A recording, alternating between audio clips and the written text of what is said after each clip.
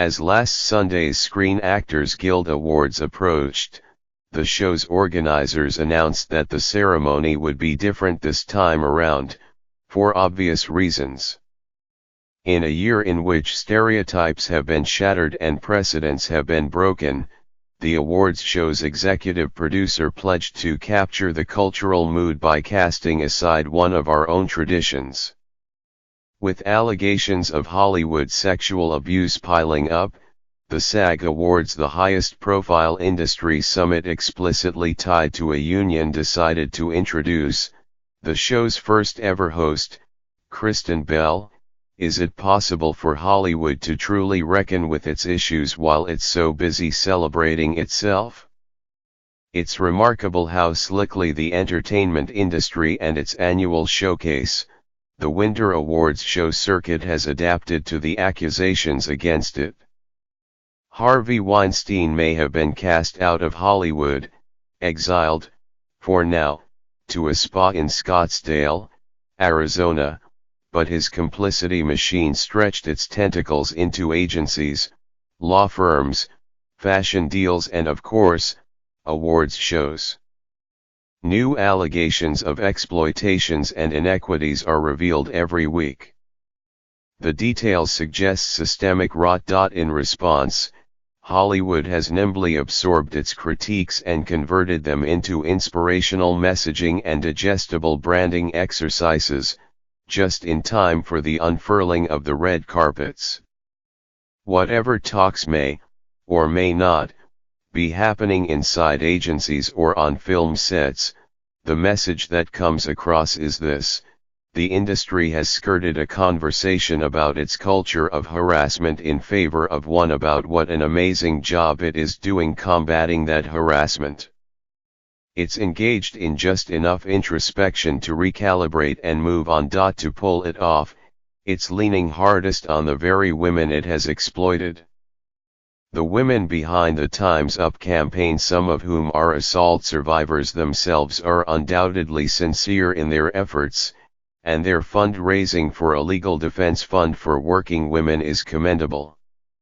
Hundreds of industry women have signed on to the effort, including the producer Shonda Rhimes, the writer and director Jill Soloway, and the actresses Natalie Portman, Tessa Thompson, Kerry Washington, and Reese Witherspoon. But when an earnest effort is fed through the Hollywood machine, it is quickly repurposed for what Hollywood does best, which is to sell things, women included. The initiative has revealed as much about Hollywood's still unexamined sexism as it has the abuses it intended to address. In short, that women are expected to clean up the industry's mess, and look good doing it. And they don't have much choice, either, because if they say nothing, they'll be knocked for that. Time's Up organizers staged the campaign's coming out party on the Golden Globes red carpet with an eye toward subverting the often sexist display.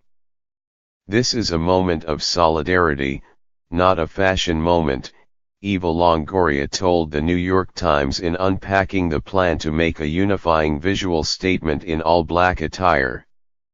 For years, we've sold these awards shows as women, with our gowns and colors and our beautiful faces and our glamour, she added. This time the industry can't expect us to go up and twirl around. The industry had different plans. Hosts installed on red carpet pre-shows assured viewers that they would still have fun while recognizing the moment. Ran a fashion segment that converted runway trends, bird decals, princess silhouettes into all black to see how they'd look when repurposed for anti-assault branding.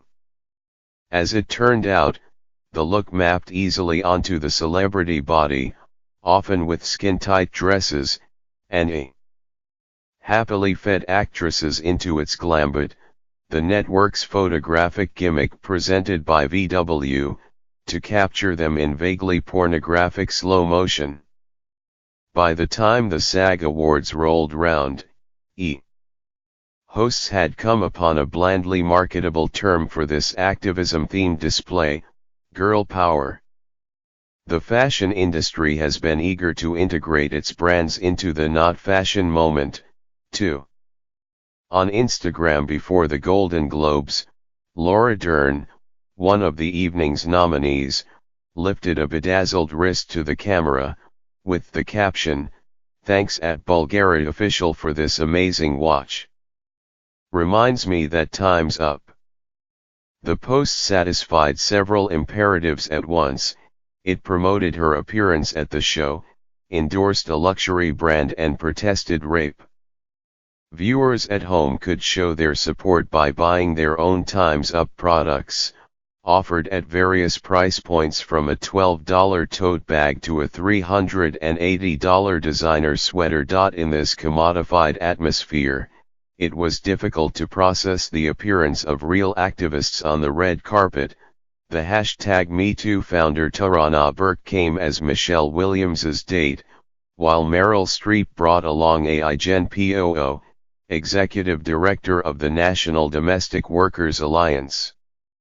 The tactic bucked expectation, namely, that actresses tie their public personas to their relationships with men, and gave these pioneering activists exposure that's hard to come by, but it also revealed the impossibility of dismantling an event bent on promoting a certain kind of femininity and luxury at once. The image of white actresses paired with activists of color suggested a kind of moral accessorizing. And the meeting of celebrities and regular people came tinged with a preset narrative, one where the celebrity's perceived exceptionalism is only enhanced by her engagement with the real world. But when Ryan Seacrest interviewed Ms. Williams and Ms. Burke on the red carpet, he made it clear which it valued most: women's appearance, or what they have to say. The network shrank Ms. Burke's image into a corner as soon as she began speaking and turned its gaze to the actress Dakota Johnson. She twirled. On social media, the transactional nature of celebrity activism is sharpened. Ms. Portman joined Instagram on New Year's Day in order to promote Time's Up, submitting herself to the expectations of modern celebrity ultra-accessibility for the cause. She followed a few dozen users, fellow activist actresses, her husband, and a suite of Dior accounts. By elevating Dior to that echelon, Ms. Portman ensured a space for the brand's commentary just under a Time's Up post. "Dearest Natalie, we are proud to have had the opportunity to partner with you to show our support for the hashtag Time's Up Legal Defense Fund by making your dress." Nicole Kidman also joined Instagram in the midst of the campaign. The platform itself announced her debut in a news release, and her first photograph promoted her Golden Globes win.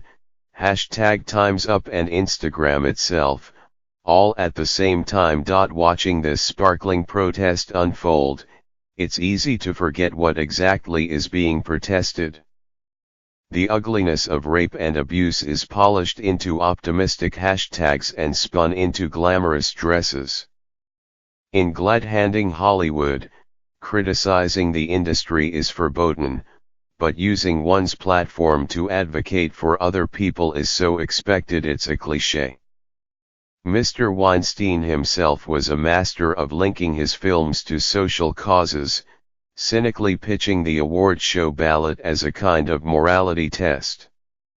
In focusing the messaging of Time's Up outward as a campaign to end sexual harassment in all workplaces, actresses have stepped into a quite traditional role, actually, of the celebrity who is both superficially appealing and actually deep, an icon of beauty and virtue. The campaign's goal to extend protections to working-class women is admirable. But it's canny, too. Turning the focus away from Hollywood makes Hollywood a lot more comfortable with the inquiry. It leaves an opening for the industry's response to the reckoning to also be a dodge. The most electrifying moments of this protest have come when Hollywood women choose instead to model what it looks like to interrogate their own industry's destructive norms, When Deborah Messing broke red carpet geniality to speak out against E.'s underpayment of women, straight into an A microphone, or when Ms. Portman presented the Golden Globes Best Director nominees as all male. We often speak of a celebrity's influence in terms of exposure, but exposure can also be destructive, especially for women. In addition to installing a host, the SAG Awards seeded its show with female presenters, which Kathy Connell, the SAG Awards executive producer, called a unifying salute to women who have been very brave in speaking up. But when actresses present an award, they also present themselves, their looks, their clothes, their beauty work, their diets, and ideally, their affability. In this environment, celebrating women also means shielding problematic men, who are suddenly afraid to show their faces lest they get smacked for their own bad behavior. On the SAG Awards red carpet, the embattled nominee James Franco slipped past the microphones, leaving his sister-in-law, Alison Brie, to awkwardly answer for him. It goes without saying that all of this is quite easier for men. Just as they're not required to uphold the same standards of beauty as their female peers, men are generally excused from carrying the moral weight, too. At the Golden Globes, they got by silently wearing Time's Up lapel pins. By the SAG Awards, even that small gesture of solidarity had all but vanished. Kumail Nanjiani and Joseph Fiennes were notable exceptions. Even men's financial contributions to the Time's Up Legal Defense Fund have been overshadowed by women's. Many male celebrities haven't even seemed to have done the due diligence of a PR consult. Justin Timberlake captioned his pre-Globes Instagram snap, "Here we come. And damn, my wife is hot. #TimesUp #WiveWearBlack." The bar is so low for men that this was, according to Instagram, the most liked post of the night. There is something about the rank hypocrisy on display that is actually useful. One way to push Hollywood toward change is to heighten its contradictions, drawing out the gap between its shimmering idea of itself and its darker realities. The image Hollywood builds for itself at these self-congratulatory events can be used as a bargaining chip for behind-the-scenes activist wins. As the SAG Awards neared, pressure mounted for the Guild to protect its workers by installing a real code of conduct to address harassment. And as all the money in the world racked up award nominations, the revelation that Mark Wahlberg earned much more to participate in reshoots than his co-star Ms. Williams' reshoots necessary to scrub the film of Kevin Spacey, and make it palatable for post-#MeToo audiences created such a PR nightmare that Mr. Wahlberg ended up donating his $1.5 million salary to Time's Up. Even the Time's Up pin, so easy to wear, so difficult to justify, has proved a quietly brilliant tactic for flushing out men who fail to live up to its symbolism. When Mr. Franco attended the Golden Globes earlier this month, grinned down the red carpet and bounded on stage to claim a statuette for the disaster artist, he wore the Time's Up logo pinned to his lapel. As the night unfolded, female acting students and collaborators began filing complaints on Twitter about Mr. Franco's own behavior, noting the hypocrisy of the pin. When Mr. Franco appeared on Seth Meyers' show days later, he was grilled over the allegations. A Los Angeles Times report came next. Mr. Franco skipped the Critics' Choice Awards, and when he turned up at the SAG Awards last Sunday, his very appearance made news. This time, he didn't wear the pin. Aziz Ansari, who himself weathered his own hypocrisy scandal after wearing the pin at the Golden Globes, didn't even show up. All of a sudden, a Hollywood awards show is a perilous place for some men to be. Still. When I watched Mr. Franco get questioned by Mr. Myers, I thought about an incident from a few years ago, when Matt Lauer began a Today Show interview with Anne Hathaway by interrogating her about a paparazzi upskirt photo taken as she exited a car, capturing her image without underwear. Hollywood is still a place where women are punished more for doing nothing than men are for doing just about anything. For a woman, getting old is as much of a career-ending affront as an assault allegation is for a man.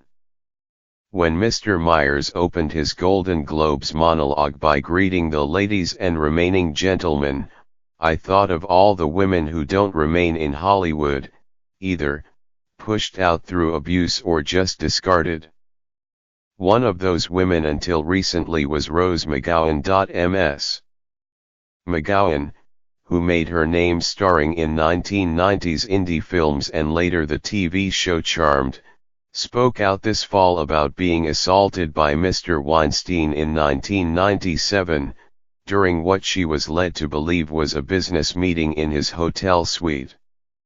She's now emerged as the most prominent actress to take aim not just at Hollywood abusers but at Hollywood itself. As Time's Up organizers walk red carpets, she's sniping from the sidelines. Ms. McGowan and other accusers of Mr. Weinstein were not invited to the campaign's Golden Globes coming out party.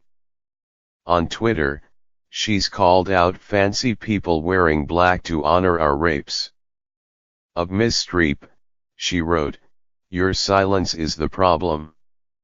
You'll accept a fake award breathlessly and affect no real change." And after CAA opened its doors to hosting Time's Up organizing meetings, Ms. McGowan accused the agency of sending many into the monster's lair itself. Ms. McGowan's commentary is both a necessary critique of the smooth-edged Time's Up tactics and a way to differentiate her own activist content. In the coming days she will release a memoir, Brave, and an documentary series, Citizen Rose. The first trailer for Citizen Rose aired during E!'s Golden Globes pre-show, and again before the SAG Awards, and its opening line, "I was in the middle of my second movie for his company, and I get assaulted," is itself more real and more damning than anything that's been said at these Hollywood events. In the weeks before the show's debut, Ms. McGowan knocked the Time's Up activists who failed to support it, nauseating Hollywood progressive celebrities suddenly so concerned with their images as sex harassment fighters but won't even retweet to support Brave or Citizen Rose. It seems absurd to judge another person's support of assault survivors on whether or not they tweet about your TV show. But in Hollywood, where product and cause are inextricable, it makes a kind of sense.